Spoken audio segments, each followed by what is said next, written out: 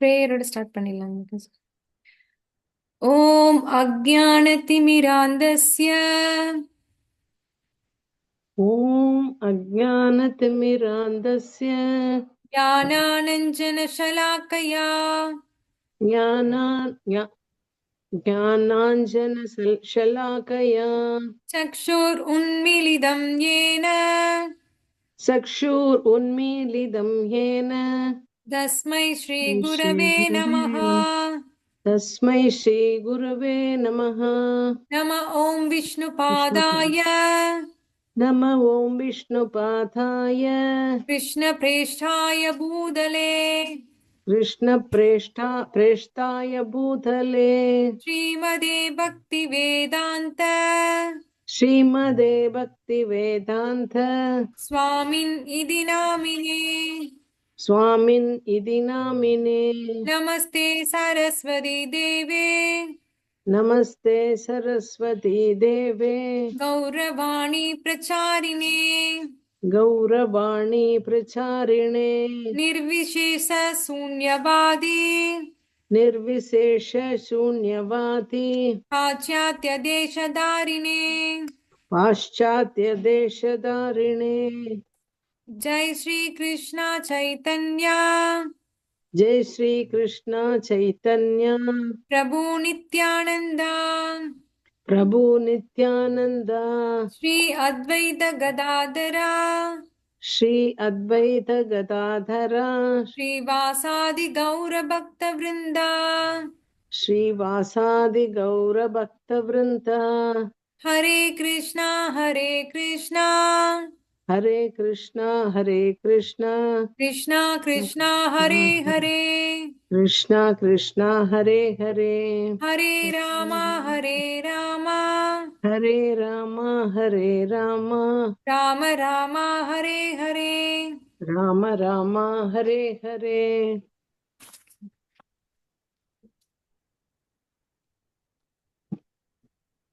நம்ம பார்க்க போறது 5வது அத்தியாயம்.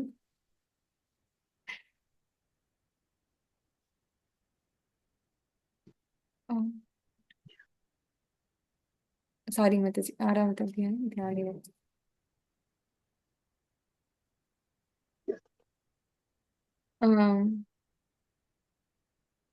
இந்த கீதா மகாத்மியத்துல இந்த கீதையுடைய சிறப்பை பத்தி சொல்லியிருக்காங்க. சர்வோபனிஷதோ சர்வோபனிஷதோ கவடோக்த கோபால நந்தன பார்த்தோ வத்ச கதீர் போக்தா துக்தம் கீதாமிருதம் மகத். கீதா மகாத்மியம் 6. டிரான்ஸ்லேஷன் யாராவது ரீட் பண்றீங்களா மத்தாஜி?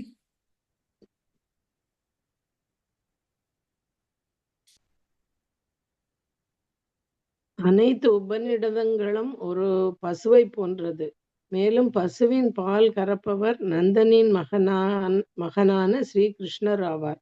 அர்ஜுனன் கன்று கீதையின் அழகிய அமிர்தம் பால். அந்த பாலை அருந்துபவர்களும் அனுபவிப்பவர்களும் சிறந்த தெய்வீக புத்தியை உடைய அதிர்ஷ்டசாலிகள். சங்கராச்சாரியார் இந்த கீதோபனிஷத்தை இயற்றினார்.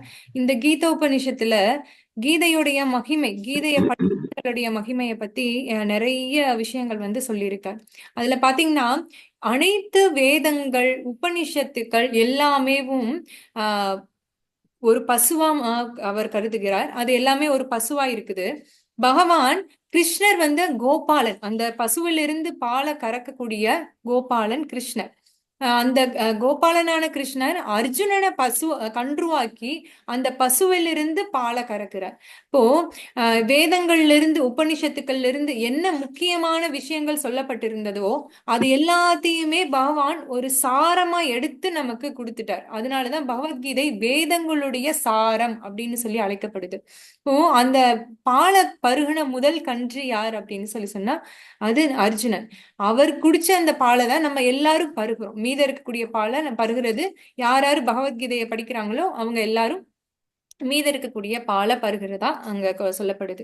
இந்த பகவத்கீதையுடைய சிறப்பு இருக்கு இல்லையா, அது கங்கை நீர்ல கங்கை நீரை வந்து குடிச்சா ஒருத்தனுக்கு முக்தி கிடைக்கும்.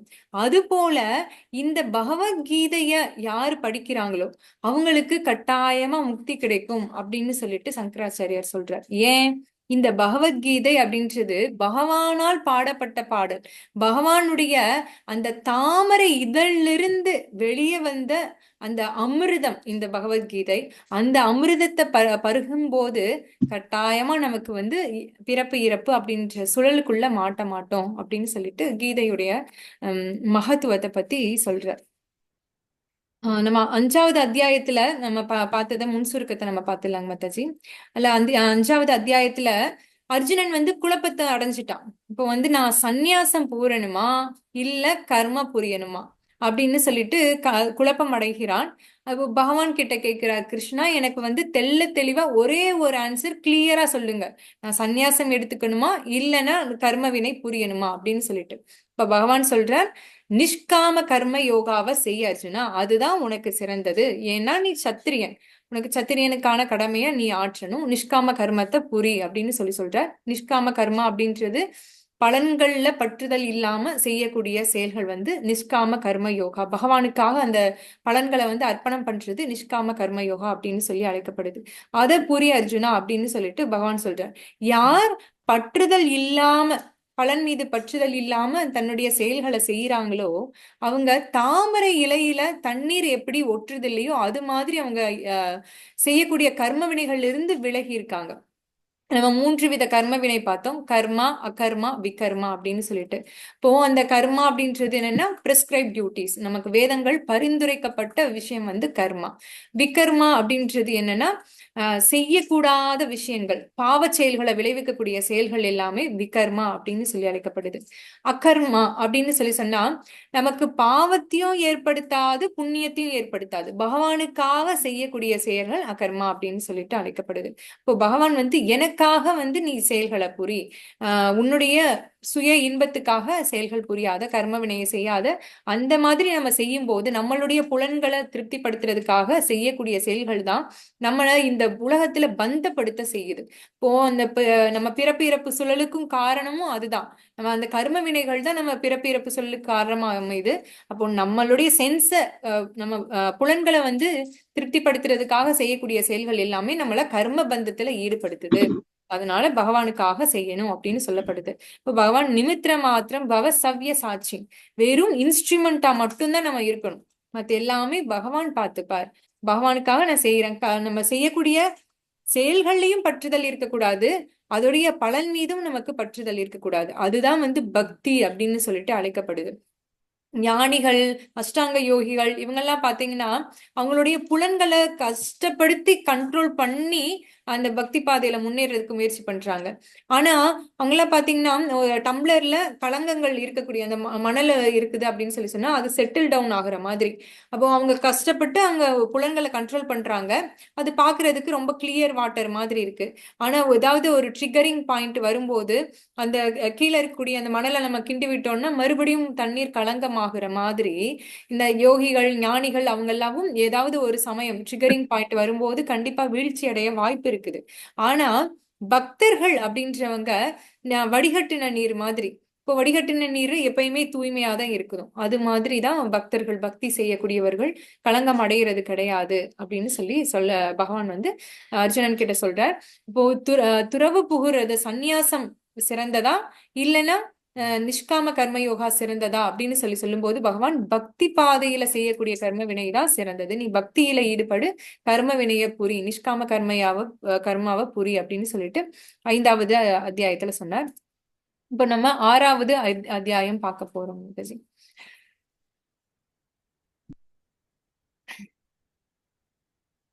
6வது அத்தியாயம் தியான யோகா அப்படின்னு சொல்லி அழைக்கப்படுது.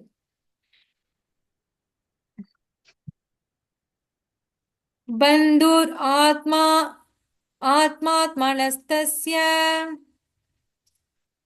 பந்துர் ஆத்மா மனஸ்ய येनात्मैवात्मना जितः येनात्मैवात्मना जितः अनात्मनस्तु शत्रुत्वे अनात्मनस्तु शत्रुत्वे वर्तेदात्मैव शत्रुवत्. वर्तेतात्मैव शत्रुवे Translation. शत्रुवत्. Translation read பண்றீங்களா மாதாஜி?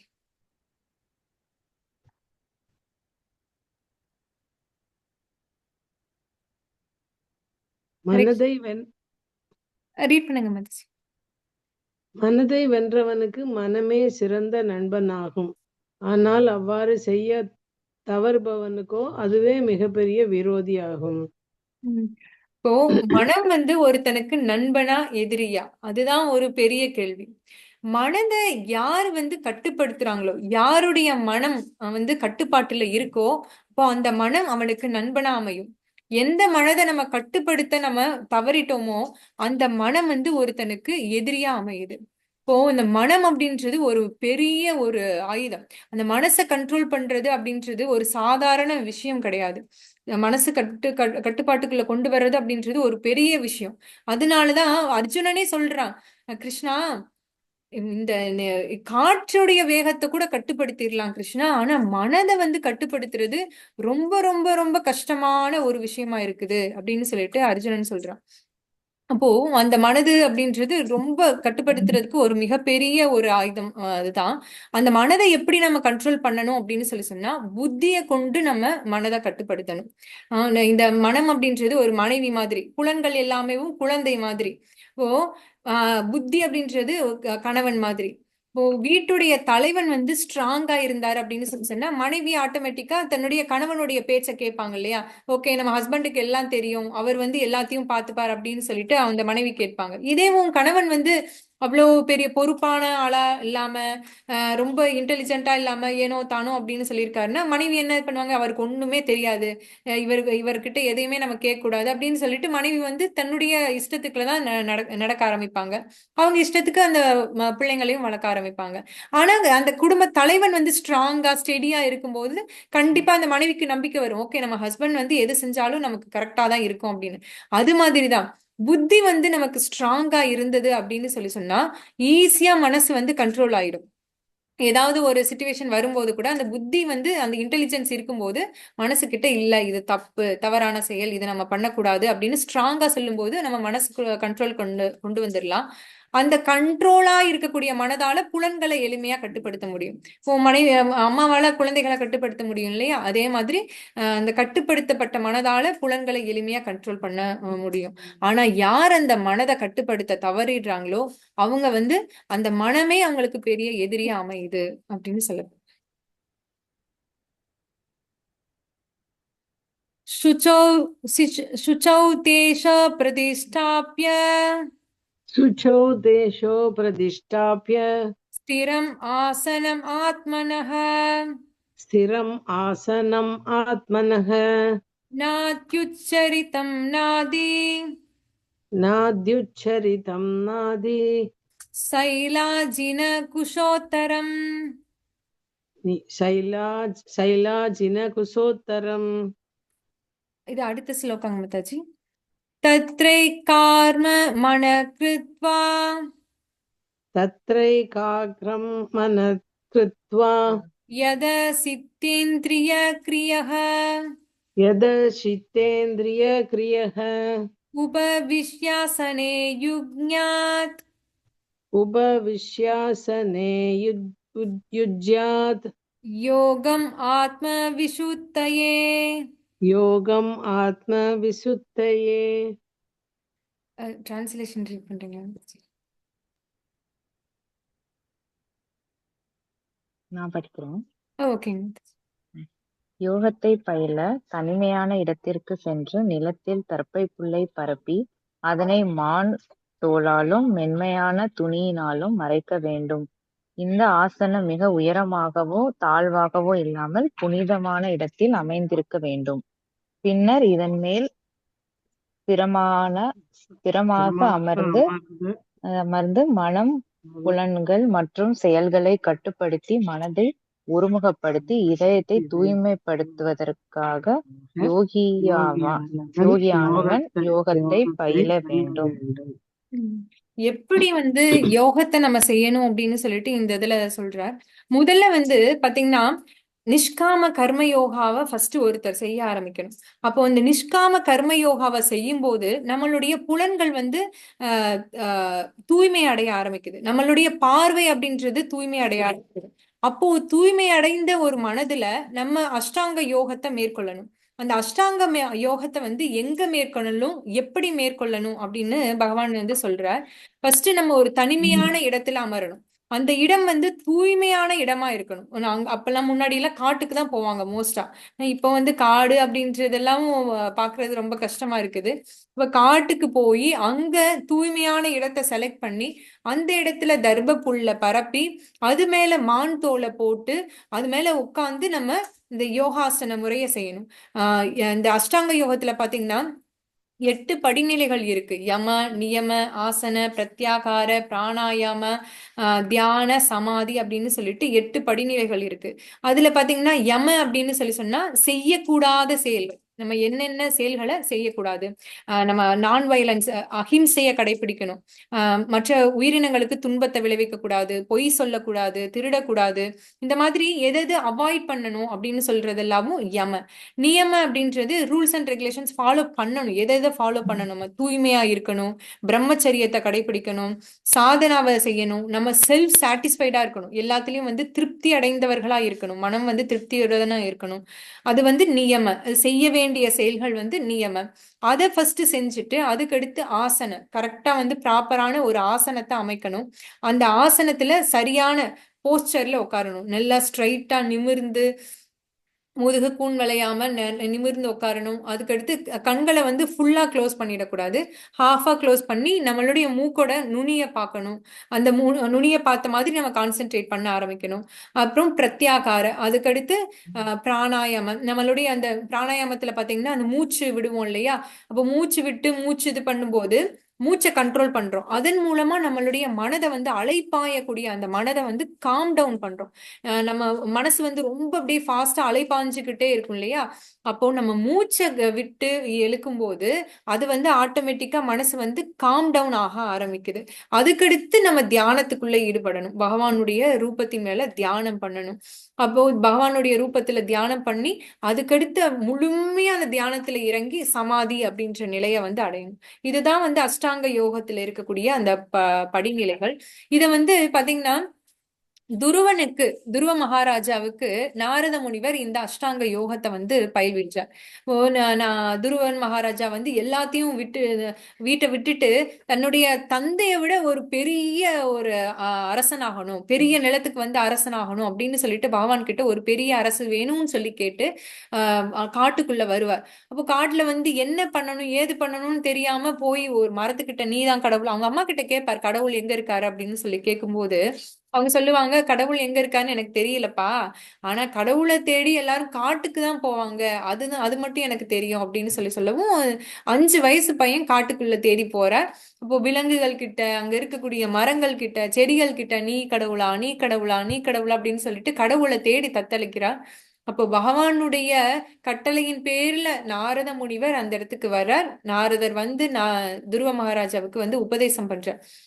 அவர் வந்து சொல்லுவார் ஃபர்ஸ்ட், இல்லப்பா நீ சின்ன பையன், உங்க சித்தி சொன்னதுக்கு இல்லாம வந்து நீ சீரியஸா எடுத்துக்கிட்டு இது பண்றது, நீ வீட்டுக்கு திரும்ப போ அப்படின்னு சொல்லிட்டு கன்வின்ஸ் பண்ண ட்ரை பண்ணுவார். ஆனா துருவனுடைய மன உறுதியை பார்த்துட்டு உண்மையிலேயே அந்த பையன் வந்து கடவுளை பார்க்கணும் அப்படின்ற ஆர்வத்துல இருக்கான் அப்படின்ற புரிஞ்சுக்கிட்டு அவர் வந்து உபதேசம் பண்ணுவார். எப்படி வந்து இந்த அஷ்டாங்க யோகத்தை கடைபிடிக்கணும் அப்படின்னு சொல்லிட்டு அவர் வந்து பகவானுடைய ரூபத்தை பத்தி சொல்லி இந்த மாதிரி உட்காரணும், இந்த மாதிரி எல்லாமும் நீ கடைபிடிக்கணும் அப்படின்னு சொல்லிட்டு அந்த முறையை சொல்லி பகவான் மேல தியானம் பண்ணு அப்படின்னு சொல்லிட்டு துருவ மகாராஜாவுக்கு நாரத முனிவர் உபதேசம் பண்ணுவார். இப்படி அந்த நம்ம இந்த மாதிரி அஷ்டாங்க யோக முறை நம்மளுடைய இருதயத்தை தூய்மைப்படுத்தும். ஆனா இது வந்து லாங் ப்ராசஸ், இந்த மனசை கட்டுப்படுத்துறது அப்படின்னு சொல்லி அதெல்லாம். சமம் காய க்ஷிரோக்ரீவம் சமம் காய சிரோக்ரீவம் தாரயன் அச்சலம் ஸ்திரஹ தாரயன் அசலம் ஸ்திரஹ सम्प्रेक्ष्य नासिकाग्रं स्वं सम्प्रेक्ष्य नासिकाग्रं स्वं दिशश्चानवलोकयन् दिशश्चानवलोकयन्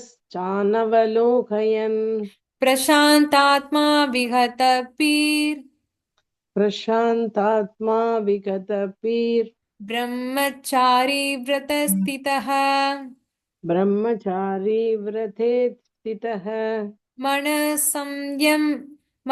संयम्य मच्चित्तो मनः संयम्य मच्चित्तो युक्त आसीद मत्परः. युक्त आसीद मत्परः. டிரான்ஸ்லேஷன் ரீட் பண்ணுங்க.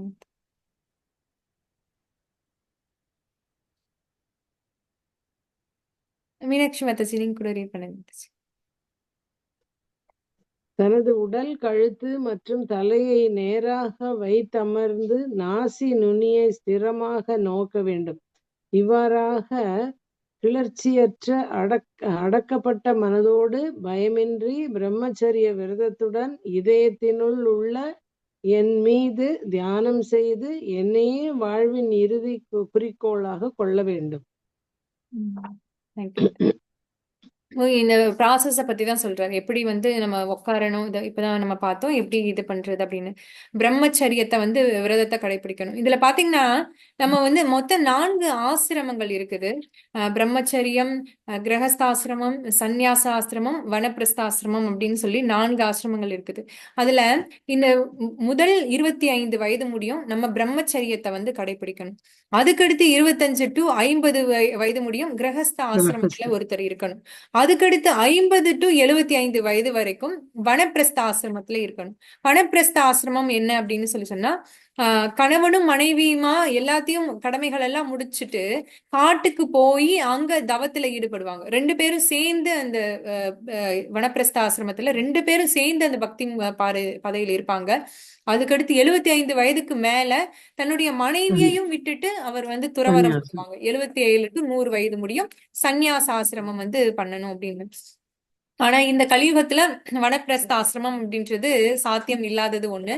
ஏன்னா காடே இல்ல, எங்க போய் வனத்துல போய் நம்ம இது பண்றது. அதனால வீட்டிலேயே இருந்துகிட்டு நம்ம அந்த பற்றுதல் இல்லாம கொஞ்சம் பக்திக்குள்ள நம்ம வர்றதுக்கு முயற்சி பண்ணணும். ரொம்ப வந்து அந்த பற்றுதலை ஏற்படுத்திக்காம நம்ம உண்டு, நம்ம கடமை உண்டு, நம்ம பக்தி உண்டு அப்படின்னு சொல்லிட்டு கொஞ்சம் கொஞ்சமா அந்த இதுல இருந்து கொஞ்சம் விலகி நம்ம பக்தி செய்ய ஆரம்பிக்கணும். அப்படி செஞ்சு நம்ம பக்தி பாதையில முன்னேறலாம். வாழ்க்கையுடைய இறுதி குறிக்கோள் அப்படின்றது பகவான் அடைகிறது. அந்த பகவான் அடைகிறதுக்கு இந்த ப்ராசஸ் எல்லாமும் சொல்லப்பட்டு இருக்கு. அர்ஜுன உவாச்ச அர்ஜுன உவாச்ச யோயம் யோகஸ்த்வயா ப்ரோக்த யோயம் யோகஸ்த்வயா ப்ரோக்த சாம்யேன மதுசூதன சாம்யேன மதுசூதன ஏதஸ்யாகம் ந பஷ்யாமி ஏதஸ்யாஹம் ந பஸ்யாமி சஞ்சலத்வா ஸ்திதிம் ஸ்திராம் சஞ்சலத்வாத் ஸ்திதிம் ஸ்திராம். டிரான்ஸ்லேஷன் இருக்கு.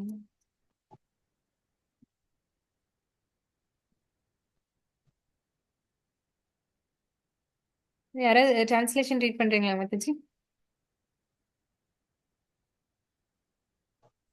அர்ஜுனன் கூறினான், மதுசூதனரே, மனம் நிலையற்றதும் அமைதியற்றதும் ஆனதால் நீங்கள் இப்போது கூறிய யோக முறையானது நடைமுறைக்கு ஒத்து வராததாகவும் தாங்க முடியாததுமாக தோன்றுகிறது. 5000 வருஷத்துக்கு முன்னாடி அர்ஜுனன் சொல்றார் மனசை கட்டுப்படுத்துறது ரொம்ப கஷ்டம் அப்படின்னு சொல்லிட்டு. ஆனா இந்த கலியுகத்துல பாத்தீங்கன்னா இன்னும் கடினம், அதை விட ரொம்ப ரொம்ப கடினம். சத்தியுகத்துல, திரேதாயுகத்துல, துவாபர யுகத்துல எல்லாம் பாத்தீங்கன்னா அவங்களுக்கு ஓரளவு மைண்ட் கண்ட்ரோல் அப்படின்றது எளிமையா இருந்தது. ஏன்னா அவங்க முழுக்க அந்த சாத்விக குணம் அப்படின்றது கொஞ்சம் அதிகமாவே மேலோங்கி இருந்தது மக்களுக்கு. சத்தியுகத்துல பாத்தீங்கன்னா முழுசா மக்கள் வந்து சாத்விக குணத்துலதான் நிலைச்சிருந்தாங்க. தமோ குணமும் ரஜகுணமும் கொஞ்சம் அளவுல கம்மியா இருந்தது. திரேதாயுகத்துல பாத்தீங்கன்னா சாத்விக குணம் இருந்தது, ரஜோகுணம் கொஞ்சம் லைட்டா மேலங்கிற மாதிரி இருந்தது. துவாபர யுகத்துல கொஞ்சம் அது அப்படியே கொஞ்சமா எல்லாமே தமோ குணம் இதெல்லாம் இன்க்ரீஸ் ஆகிற மாதிரி இருந்தது. இங்க கலியுகத்துல பாத்தீங்கன்னா மக்கள் வந்து அளவுக்கு அதிகமா மைண்ட் கண்ட்ரோல் இல்லாம எல்லாம் இது பண்ணிக்கிட்டு இருக்காங்க. அதுவும் கையில மொபைல் அப்படின்னு சொல்லி வந்துருச்சு. அந்த மொபைலு, ஃபேஸ்புக்கு, ட்விட்டரு, இன்ஸ்டாகிராம் இதுதான் நம்மளை கண்ட்ரோல் பண்ணுது. நம்ம மைண்ட் நம்ம கண்ட்ரோல்ல இல்ல, அதுதான் நம்மளை கண்ட்ரோல் பண்ணிக்கிட்டு இருக்கு. ஓ, அந்த ரேஞ்சுக்கு நம்ம இந்த கலியுகத்துல வந்து வந்துட்டோம். இப்போ இதுல வந்து பாத்தீங்கன்னா நம்மளுடைய மனம் அப்படின்றது ஒரு தேர் மாதிரி, இந்த நம்ம உடல் அப்படின்றது ஒரு தேர் மாதிரி. அந்த உடல்ல பயணிக்கக்கூடிய பயணி அப்படின்றது ஆத்மா. அந்த ஆத்மாவை வந்து ஓட்டக்கூடிய பயணி யார் அப்படின்னு சொல்லி சொன்னா புத்தி. அந்த 5 புலன்கள் வந்து 5 குதிரை மாதிரி. அப்போ அந்த குதிரையுடைய கடிவாளம் இருக்கு இல்லையா, அது வந்து மனம் மாதிரி. அப்போ அந்த புத்தியை கொண்டு நம்ம அந்த மனசை கண்ட்ரோல் கொண்டு வரணும். ஒருவேளை அந்த புத்தி ஸ்ட்ராங்கா இல்லாம நம்ம மனசை கட்டுப்படுத்தாம அந்த கடிவாளத்தை இறுக்கமா பிடிக்காம விட்டுட்டோம் அப்படின்னா நம்ம 5 புலன்களாகிய 5 குதிரைகளும் வித்தியாசமான வேற வேற ஒரு டைரக்ஷன்ல போக ஆரம்பிச்சிடும். அப்போ அந்த ஆத்மாவுடைய நிலைய பாருங்க. நம்ம நீங்க யோசிச்சு பாருங்க, ஒரு குதிரை வண்டியில போய்கிட்டு இருக்கீங்க, 5 குதிரை அதுல கட்டியிருக்காங்க. ஒரு குதிரையும் ஒரு டைரக்ஷன்ல போகுது அப்படின்னு சொல்லி சொன்னா என்ன ஆகும்? நம்ம போய் சேர வேண்டிய இடத்துக்கு போக முடியுமா? அது வந்து ஆக்சிடென்ட் தான் ஆகும். அந்த மாதிரி நம்ம புலன்களை கண்டமானிக்கு போக விடாம நம்ம வந்து கட்டுப்பாடுல வச்சிருக்கணும். அதுக்கு மனசை கட்டுப்படுத்தணும். அதுக்கு நம்ம புத்தியை வந்து ஸ்ட்ராங் ஆக்கணும் அப்படின்னு சொல்லிட்டு சொல்லப்படுது.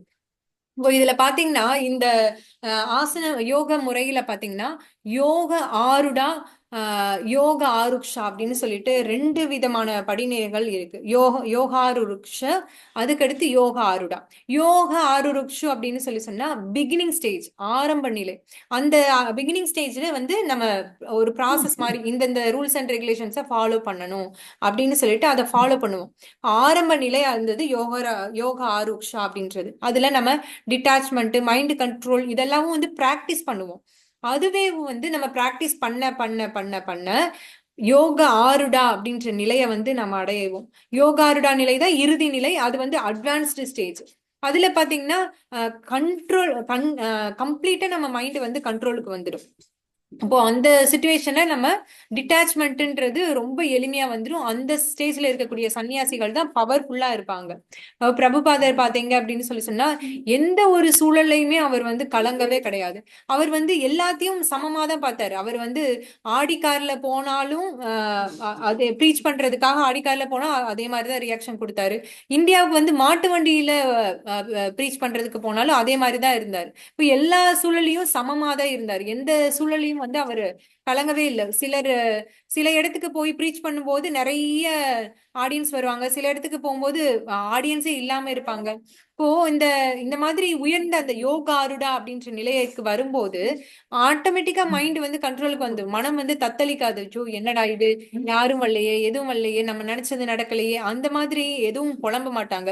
அவங்க உள்ளுக்குள்ள வந்து இன்னர் பீஸ், அவங்களுடைய மனம் வந்து அமைதி அப்படின்னு சொல்லிட்டு அமைதி நிலையை அடையும். அவங்களால அந்த இரட்டை தன்மைகளை நம்ம பார்த்தோம் இல்லையா, இந்த வாழ்க்கை வந்து இரட்டை நிலைகளால் ஆனது. இன்பம், துன்பம், குளிர், வெப்பம் அப்படின்னு சொல்லிட்டு ஹானர், டிஸ்ஹானர் அப்படின்னு சொல்லிட்டு எல்லா இரட்டைத்தன்மையோட நிறைஞ்சிருக்கு. அந்த இரட்டைத்தன்மைய ரெண்டுலயும் வந்து சமமா பார்க்கக்கூடிய தன்மை அந்த யோகா ஆருட நிலையில வந்து வரும். எல்லாத்தையுமே ஈக்குவலா பாக்குறதுக்கான ஒரு தன்மை நமக்கு வரும். எல்லா மனிதர்களும் கல்லும் தங்கமும் ரெண்டுமே வந்து ஈக்குவலா தான் வந்து அந்த நிலையில இருக்கக்கூடிய சன்னியாசிகள் வந்து பார்ப்பாங்க. நண்பர்களையும் சரி எதிரியையும் சரி ஒரே நிலையில வந்து பார்ப்பாங்க. அதுதான் வந்து அந்த யோகா ஆருட நிலையில இருக்கக்கூடிய சன்னியாசிகளோட இதையும்.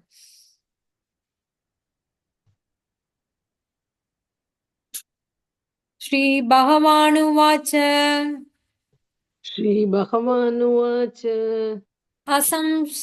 असंशयं महाबाहो असंशयं महाबाहो मनो दुर्निग्रहंसलम् मनो दुर्निग्रहंसलम् अप्यासेन तु कौन्तेय अप्यासेन तु कौन्तेय वैराग्येन च गृह्यते वैराग्येण च गृह्यते.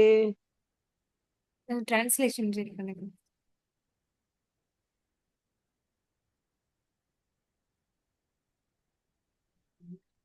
வேற யாராவது ரீட் பண்றீங்களா மத்தச்சி டிரான்ஸ்லேஷன்? பகவான் ஸ்ரீ கிருஷ்ணர் கூறினார், பலம் பொருந்திய யுகங்களை உடைய குந்தியின் மகனே, அமைதியற்ற மனதை அடக்குவது சந்தேகமின்றி மிகவும் கடினமே. ஆனால் தகுந்த பயிற்சினாலும் பற்றின்மையாலும் அது சாத்தியமாகும். மனசு கண்ட்ரோல் பண்றது கஷ்டம் தான் அப்படின்னு சொல்லிட்டு பகவானே இந்த இடத்துல நமக்கு வந்து இது கொடுத்துடுறார். அந்த மனசை கட்டுப்படுத்துறது ரொம்ப எளிமையான காரியம் கிடையாது அப்படின்னு சொல்லிட்டு. ஆனா அத பயிற்சியின் மூலமாவும் பற்றின்மையின் மூலமாவும் நம்மளால ஈஸியா அத கண்ட்ரோலுக்கு கொண்டு வர முடியும் அப்படின்னு சொல்லிட்டு சொல்றேன். இப்போ நம்ம பிராக்டிஸ் தான், பிராக்டிஸ் மேக்ஸ் மேன் பர்ஃபெக்ட் அப்படின்னு சொல்றோம் இல்லையா?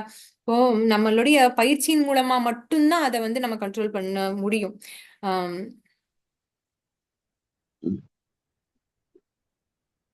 प्राप्य पुण्यकृतां लोकान् प्राप्य पुण्यकृतां लोकान् उषित्वा शाश्वती समाः उषित्वा शाश्वती समाः सूचिनां श्रीमतां केहे सूचीनां श्रीमतां केहे योगपृष्ठोऽभिजायते.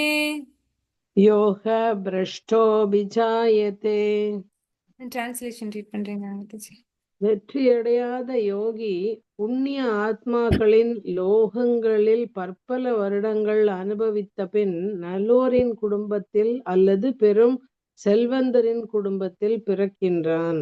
இப்போ வந்து அர்ஜுனன் கேக்குறான், சரி ஒருவேளை இந்த யோக பயிற்சி எல்லாம் செஞ்சு அவங்க வந்து சக்சஸ் அடையல அப்படின்னு சொல்லி சொன்னா அவங்களுடைய நிலை என்ன ஆகும் அப்படின்னு சொல்லி கேக்குறேன்.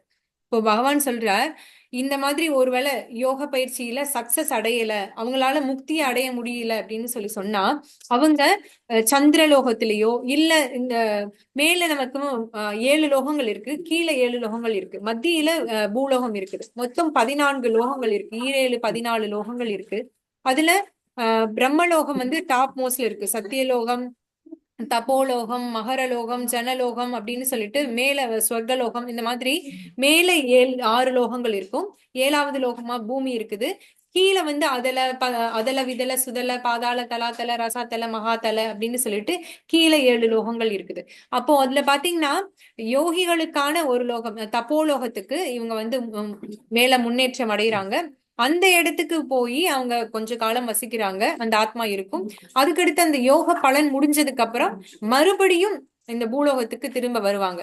அங்க வந்து ஒரு நல்ல பெரிய பணக்காரருடைய குடும்பத்திலேயோ இல்ல ஒரு பிராமணருடைய குடும்பத்திலேயோ பக்தர்களுடைய குடும்பத்திலேயோ பிறப்பு எடுக்கிறதுக்கான வாய்ப்பு அந்த யோகிக்கு வந்து இருக்குது. ஆனா அவங்களுடைய இது வந்து வீணாகிறது கிடையாது. அது கண்டிப்பா வந்து ஓரளவு பலன் இருக்கதான் செய்யும். நம்ம பக்தி பாதையில பாத்தீங்கன்னா அது எப்பயும் நம்ம கூடயே வரக்கூடியது. நம்ம சேர்த்து வைக்கக்கூடிய சொத்து சொகம் அது எல்லாமே வந்து நம்மளுடைய உடல் முடிஞ்ச உடனே எல்லாம் முடிஞ்சிடும். நம்ம எவ்வளவுதான் பிஹெச்டி படிச்சிருந்தாலும் எவ்வளவு எம்எஸ் படிச்சிருந்தாலும் எல்லா ஞானமுமே இந்த உடல் முடிஞ்சதுன்னா அப்படியே இந்த உடலோட போயிடும். ஆனா பக்தி யோகம் மட்டும், நம்ம செய்யக்கூடிய பக்தி மட்டும் எத்தனை ஜென்மம் எடுத்தாலும் நம்ம கூடவே வரும். இப்போ ஃபர்ஸ்ட் கிளாஸ்ல வந்து இந்த இதுல ஃபெயில் ஆயிட்டோம், இந்த உடல்ல 1ஆம் கிளாஸ்ல வந்து பக்தியில இருக்கோம் அப்படின்னா அடுத்த ஜென்மத்துல செகண்ட் கிளாஸ்ல இருந்து நம்ம ஸ்டார்ட் பண்ணுவோம். அது வந்து போயிடாது, நம்மளை விட்டு போயிடாது. பக்தி அப்படின்றது நம்ம கூடவே பின்தொடரும். இப்போ பகவான் சொல்றார் அது வீணாகாது. ஒருவேளை அந்த யோகிகள் வந்து வெற்றி அடையல அப்படின்னு சொல்லி சொன்னாலும் அந்த பலனை வந்து பின்னாடி அவங்க அனுபவிப்பாங்க அப்படின்னு சொல்லிட்டு பகவான் சொல்றார். अथवा योगिनाम् एव कुले अथवा योगिनाम् एव कुले भवतीति मताम् भवतीति मदाम् एदति दुर्लभतरम् एदति दुर्लभतरम् लोके जन्म यत् ईदृशम् लोके जन्म यत् ईदृशम्. ट्रांसलेशन read பண்ணுங்க.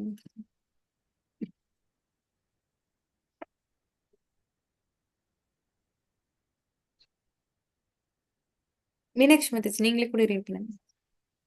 நீண்ட கால யோக பயிற்சிக்கு பின் வெற்றி அடையாதவர் அறிவில் சிறந்து விளங்கும் ஆன்மீகிகளின் குலத்தில் பிறப்பது உறுதி. இத்தகு பிறவி நிச்சயமாக இவ்வுலகில் மிக அரிதானதாகும்.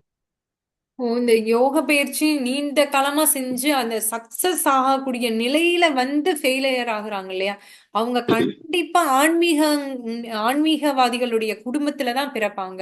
ஒரு பக்தர்களுடைய குடும்பத்துல கண்டிப்பா பிறந்து அவங்க வந்து அதை அப்படியே கண்டினியூ பண்ணுவாங்கன்னு சொல்லி பகவான் அதுல நிச்சயமா உறுதி கொடுக்கிறார். ஆனா அப்பேற்பட்ட ஒரு பிறவி இருக்கக்கூடிய ஒரு மனிதரை பாக்குறது அப்படின்றது கஷ்டமான ஒண்ணு. இந்த யோகிகள் வந்து மோஸ்டா பாத்தீங்கன்னா இந்த டைமிங்ஸ் தெரியும் அவங்களுக்கு. இந்த டைம்ல வந்து நம்ம உத்தராயண காலம், தட்சிணாய காலம் அப்படின்னு சொல்லியிருக்கு. அந்த உத்தராயண காலத்துல இந்த டைம்ல நம்ம உடலை நீத்தோம் அப்படின்னா நம்ம முக்தி அடைய முடியும் அப்படின்னு சொல்லிட்டு அவங்களுக்கு தெரியும். இப்போ அந்த டைம்ல அவங்க கண்டிப்பா அவங்களுடைய உடலை வந்து உடலை விட்டு இந்த ஆத்மா போய் முக்தி அடையும்.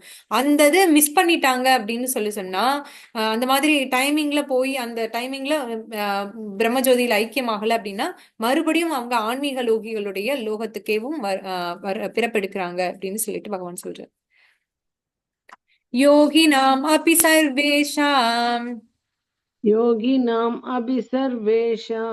மத்கதேனாந்தர் ஆத்மனா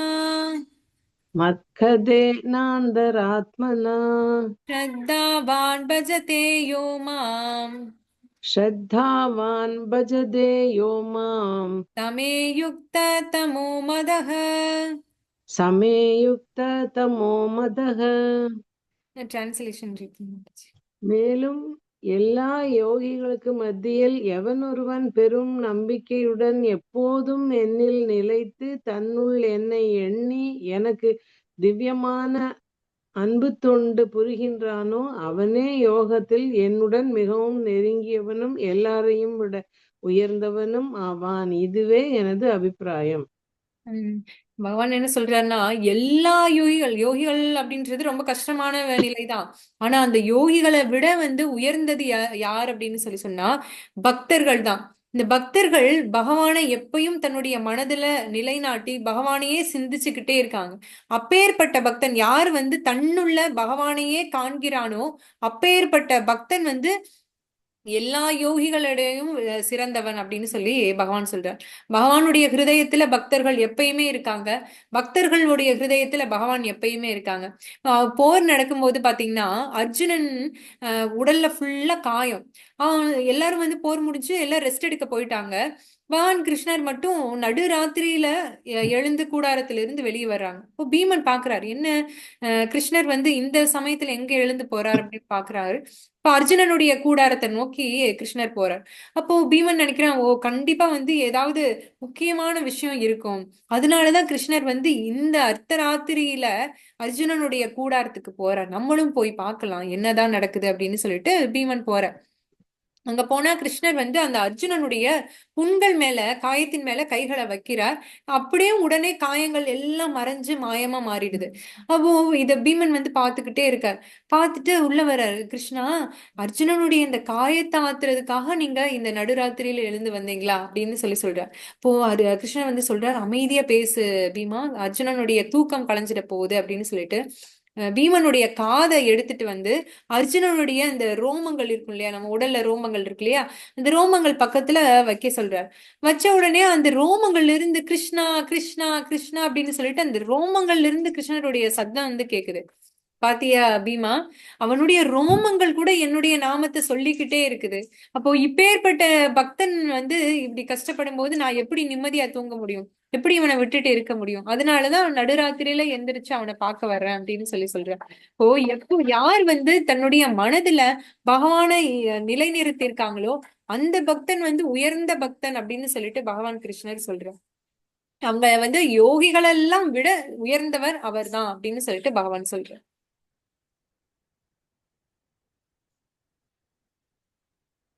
ஹரே கிருஷ்ணா மந்திரத்தை தொடர்ந்து உச்சரிப்பதன் மூலம் ஒருவர் கிருஷ்ணரின் தாமரை பாதங்களில் மனதை நிலைநிறுத்தலாம். சவை மன கிருஷ்ண பாதார விந்தையோ ஸ்ரீமத் பாகவதம் 9வது ஸ்கந்தம் 4வது அத்தியாயம் 18வது ஸ்லோகம். மற்றும் இந்த வழியில் யோகாவின் முழுமையையும் அடையலாம். இப்போ இந்த கலியுகத்துல நம்ம இந்த யோகா முறையை ஃபாலோ பண்றது ரொம்ப கஷ்டமானது. இப்போ எளிமையான யோக முறை அப்படின்னு சொல்லி சொன்னா பக்தி யோக முறை. அதுல சிறந்தது எது அப்படின்னு சொல்லி சொன்னா பகவானுடைய நாமங்களை நம்ம சொல்றது. பகவானுடைய நாமத்தை, பகவானுடைய திருவடியை நினைச்சுக்கிட்டு பகவானுடைய நாமத்தை சொல்லும் போது நம்மளால எளிமையா மனதை கண்ட்ரோல் படுத்த முடியும் அப்படின்னு சொல்லிட்டு ஸ்ரீமத் பாகவதத்துல சொல்லப்பட்டிருக்கு. அதுதான் யோகத்துடைய ஒரு சிறந்த நிலை. இதுல பாத்தீங்கன்னா நம்ம இந்த பகவத்கீதையில இதன் மூலமா நம்ம 3 விஷயங்கள் நம்ம தெளிவா தெரிஞ்சுக்கலாம். ஜீவா, ஈஸ்வரா, பிரகிருதி. இந்த 3 விஷயங்களை பத்தி நம்ம தெரிஞ்சுக்கும் போது ஆட்டோமேட்டிக்கா நம்மளுடைய மனசு கண்ட்ரோலுக்கு வந்துடும். நம்ம நமக்கு தெரிய வரும், ஓகே நம்ம கிடையாது கண்ட்ரோலர், கடவுள் அப்படின்னு சொல்லி ஒருத்தர் இருக்கார், கடவுள் தான் நம்மளை கண்ட்ரோல் பண்றார் அப்படின்ற அந்த எண்ணம் வரும்போது ஆட்டோமேட்டிக்கா நம்மளுடைய மனசு அமைதி, சாந்தியை அடைய ஆரம்பிக்குது. நம்ம செயல்கள் நம்ம செய்யறோம், ஆனா அந்த பலனை யார் கொடுக்குறான்னா பகவான் தான் கொடுக்குறார். பகவானுடைய அனுமதி இல்லாம ஒரு அணுவும் அசையாது அப்படின்னு சொல்றோம் இல்லையா? பகவானுடைய அனுமதி இல்லாம நம்ம எந்த ஒரு செயலையுமே நம்ம செய்ய முடியாது. இந்த ஜீவாத்மா வெறும் ஆசை மட்டும்தான் பட முடியுமே தவிர்த்து செயலை செய்ய முடியாது. பகவான் பரமாத்மாவா நம்ம ஹிருதயத்துல இருக்கார். அந்த பரமாத்மா இந்த ஜீவாத்மா படக்கூடிய ஆசைகளை கேட்டுட்டு இந்த பிரகிருதிக்கு ஆர்டர் கொடுக்கிறார். இப்போ மாயாதேவிக்கு ஆர்டர் கொடுப்பார், இந்த ஆத்மா இது ஆசைப்படுது, இத செய் அப்படின்னு சொல்லி கொடுப்பார். அப்ப அந்த பிரகிருதி இருந்து நம்ம செயல்களை செய்து கொடுக்கும். நம்ம செயல்களை நம்ம செய்யறது கிடையாது. ஆத்மாவுக்கு ஆசைப்பட மட்டும்தான் தெரியும். ஆனா எல்லாத்தையும் பின்னாடி செய்யறது யாருன்னா பிரகிருதியும் பரமாத்மாவும் தான் செய்யறாங்க. இத யாரு புரிஞ்சுக்கிறாங்களோ அப்போ ஆட்டோமேட்டிக்கா அவங்களுடைய மைண்ட் கண்ட்ரோலுக்கு வந்துடும். இப்போ ஒரு விவசாயி இருக்கா அப்படின்னு சொல்லி சொன்னா விவசாயி விதையதான் விதைக்க முடியும். ஆனா விதைய விதைச்சதுக்கு அப்புறம் மழை யாரு கொடுக்குறா? பகவான் தான் கொடுக்குறார். சூரிய ஒளி யார் கொடுக்குறார்? பகவான் தான் கொடுக்குறார். அப்போ வெப்பமும் நீரும் இதெல்லாம் இருந்தாதான் நமக்கு எளிமையா அந்த செடி நல்லபடியா வளரும். நல்லபடியா வளர்ந்து அது பழத்தை கொடுக்கும். விதை நம்ம விதைச்சோம், ஆனா அந்த காற்று, அதுக்கான வெப்பம், அதுக்கான மழை எல்லாத்தையும் பகவான் கொடுக்கிறார். அதே மாதிரிதான் நம்ம ஆசை மட்டும்தான் நம்ம படுறோம், மற்ற எல்லா செயல்களையும் பகவான் அவருடைய சாங்ஷன் மூலமா நமக்கு செய்து கொடுக்கிறார். எப்போ நம்ம பகவான் இறைவனை பத்தி, கடவுளை பத்தி நம்ம முழுமையா தெரிஞ்சுக்கிறோமோ, அப்போ இறைவனுடைய சக்தியை பத்தி நம்ம தெரிஞ்சுக்கோமோ, அப்போ ஆட்டோமேட்டிக்கா பகவானுடைய தாமரை பாதங்களை நம்ம யோசிக்க ஆரம்பிப்போம். பகவானை எளிமையா நம்மளால சரணடைய முடியும். ஏதாவது சந்தேகம், கேள்வி இருந்தா கேட்கலாங்க மாதாஜி.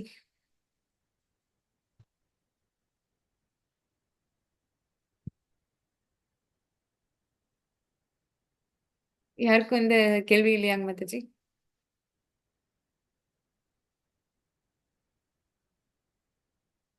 ஓகேங்க மாதாஜி. எல்லாருக்கும் ரொம்ப நன்றி இன்னைக்கு கிளாஸ்ல ஜாயின் பண்ணதுக்கு. நம்ம 3 முறை ஹரே கிருஷ்ணா மகாமந்திரம் சொல்லி கிளாஸை முடிச்சுக்கலாம் மாதாஜி.